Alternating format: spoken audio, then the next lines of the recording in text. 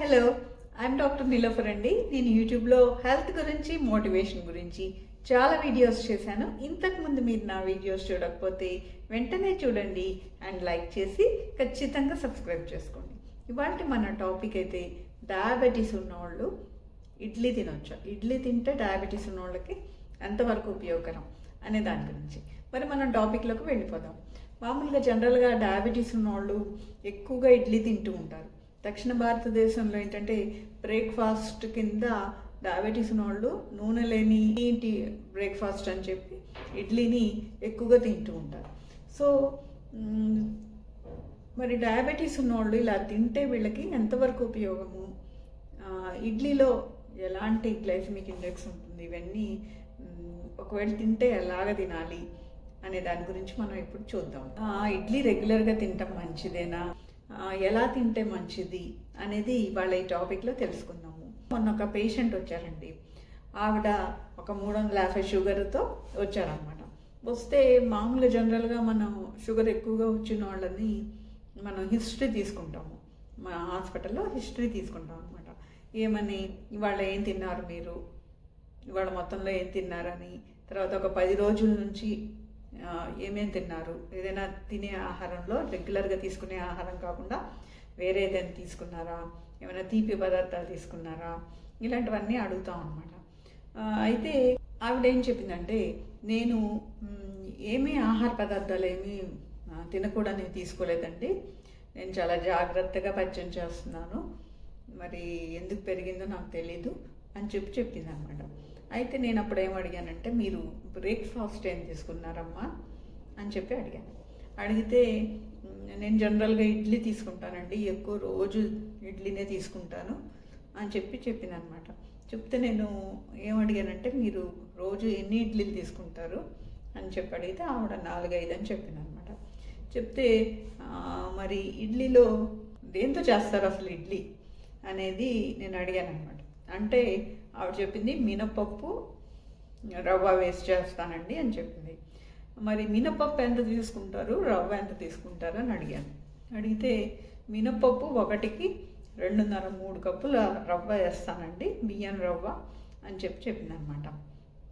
అంటే ఏంటంటే ఆవిడ 1:3 ఆ రేషియోలో వేస్తుంది అనమాట ఇడ్లీకి.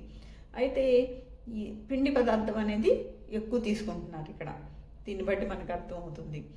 జనరల్గా ఏంటంటే ఒక 40 గ్రాముల ఇడ్లీ తీసుకుంటే దాంట్లో ఒక 12 గ్రాముల పిండి పదార్థం ఉంటుంది, 1.6 గ్రాముల ప్రోటీన్ ఉంటుంది, తర్వాత ఒక 0.5 గ్రాముల ఫైబరు, 0.4 గ్రాముల ఫ్యాట్ ఉంటుంది అనమాట ఒక 40 గ్రాముల ఇడ్లీ తీసుకుంటే. సో ఇడ్లీ యొక్క గ్లైసెమిక్ ఇండెక్స్ ఒక 60 నుంచి 70 దాకా ఉంటుంది అనమాట. సో ఈ విధంగా తీసుకుంటే, ఇప్పుడు ఆవిడ చెప్పిన రేషియోలోనే జనరల్గా అందరూ తీసుకుంటూ ఉంటారు. ఆ రేషియోలో ఉన్న ఇడ్లీకి ఈ విధమైన లెక్కలు ఉంటాయన్నమాట. అయితే మనం ఈ ఇడ్లీ యొక్క గ్లైసెమిక్ ఇండెక్స్ని తగ్గించవచ్చు. ఎలా తగ్గించవచ్చు? మనం మినపప్పు తర్వాత రవ్వ ఈ రెండు కూడా ఈక్వల్ క్వాంటిటీలో తీసుకుంటే అది గ్లైసెమిక్ ఇండెక్స్ తగ్గించవచ్చు. ఆవిడ ఏమందంటే, రవ్వ ఎక్కువ తీసుకోకపోతే ఇడ్లీ మెత్తగా రాదండి అని చెప్పాను అనమాట.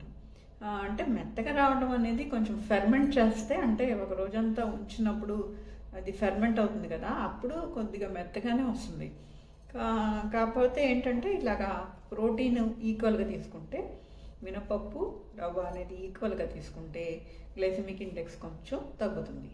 అంతేకాకుండా మనం ఇడ్లీ అనేది మినపప్పుతోనే కాకుండా పెసరపప్పుతో అలాగా పప్పులు మార్చి రవ్వ బదులు గోధుమ రవ్వ కానీ, ఓట్స్ కానీ, రాగి కానీ ఇలాంటివి కొద్దిగా చేంజెస్ చేసుకొని ఈక్వల్ క్వాంటిటీలో తీసుకొని చేసుకుంటే కనుక గ్లైసెమిక్ ఇండెక్స్ తగ్గుతుంది, కాబట్టి షుగర్ తొందరగా పెరగదు. అంతేకాకుండా వీటితో పాటు ఇడ్లీలోనే ఆ పిండిలోనే కూరగాయలు, పాలకూర, టమాటా, బీన్స్, ఉల్లిపాయలు ఇలాంటివి కూడా వేసుకొని ఇడ్లీ ప్రిపేర్ చేసుకుంటే దాంట్లో వీటి క్వాంటిటీ తగ్గుతుంది కదా, పిండి పదార్థము ఇవి తగ్గుతాయి, ఈ కూరగాయలు యాడ్ అవుతాయి. కాబట్టి అప్పుడు ఇంకా గ్లైసెమిక్ ఇండెక్స్ ఇంకా తగ్గి షుగర్ పెరిగే అవకాశాలు తగ్గుతాయి అన్నమాట. సో ఈ విధంగా ఇడ్లీ తీసుకుంటే మంచిది. ఇంకొక పద్ధతి ఏంటంటే, ఇడ్లీ తినేటప్పుడు మామూలుగా ఇడ్లీ ఇలాగా ప్రిపేర్ చేసుకొని 3 ఇడ్లీలు తినేవాళ్ళు 2 ఇడ్లీలు తినొచ్చు అనమాట. ఇలాగా సాంబార్తో తింటే కనుక, ఈ సాంబార్లో మళ్ళీ బెల్లం అనేది వేయకూడదు, పప్పు ఎక్కువగా ఉండాలి, సాంబార్ ప్రిపేర్ చేసుకోవాలన్నమాట కూరగాయలు వేసుకొని. ఆ సాంబార్లో మామూలుగా జనరల్గా 4 ఇడ్లీ తినేవాళ్ళు 1 ఇడ్లీ తిని 3 ఇడ్లీలు తింటే, సాంబార్ అనేది పప్పు పదార్థం కదా, దానివల్ల మనకి శరీరానికి ప్రోటీన్ కూడా అందుతుంది, ఇడ్లీ తిన్నప్పుడు కడుపు నిండిన ఫీలింగ్ వస్తుంది, షుగర్ అనేది కొంచెం తక్కువ పెరగడానికి అవకాశం ఉంటుంది. 1 ఇడ్లీ తక్కువ తింటారు కాబట్టి ఏదైనా సరే డయాబెటీస్లో ఇలా మార్పులు చేసుకొని, ఇడ్లీ ఫెర్మెంటెడ్ ఫుడ్ కాబట్టి శరీరానికి మంచిది కాబట్టి తీసుకోవచ్చు వాళ్ళు. కాకపోతే ఇలా మార్పులు చేసుకొని జాగ్రత్తగా తీసుకుంటే, క్వాంటిటీ అనేది కూడా ఇంపార్టెంటే, ఎంత పరిమాణంలో తీసుకుంటున్నాం అనేది. అంటే 4-5 ఇడ్లీలు వాళ్ళు తీసుకునేవాళ్ళు 4 ఇడ్లీలు, అలాగే పప్పుతో తీసుకుంటే 3 ఇడ్లీలు, సాంబార్తో తీసుకుంటే, లేకపోతే దాంట్లోనే కూరగాయలు అవి ఇంక్లూడ్ చేసుకొని 4 ఇడ్లీలు తీసుకోవడం. ఇలాగా మనం చేసుకునే మార్పులను బట్టి మన డయాబెటీస్ కంట్రోల్ అనేది ఆధారపడి ఉంటుంది అన్నమాట. మరి అదండి టాపిక్ గురించి. మరి మీకు ఈ టాపిక్ నచ్చితే వెంటనే లైక్ చేసి షేర్ చేయండి, అన్న డౌట్స్ ఉంటే కామెంట్ రూపంలో తెలియజేయండి, అండ్ సబ్స్క్రైబ్ చేసుకుని నోటిఫికేషన్ ఆన్ చేసుకుంటే ఇలాంటి మరిన్ని మంచి వీడియోస్ మీరు చూడగలుగుతారు. And thank you for watching. మరొక వీడియో మళ్ళీ కలుద్దాం.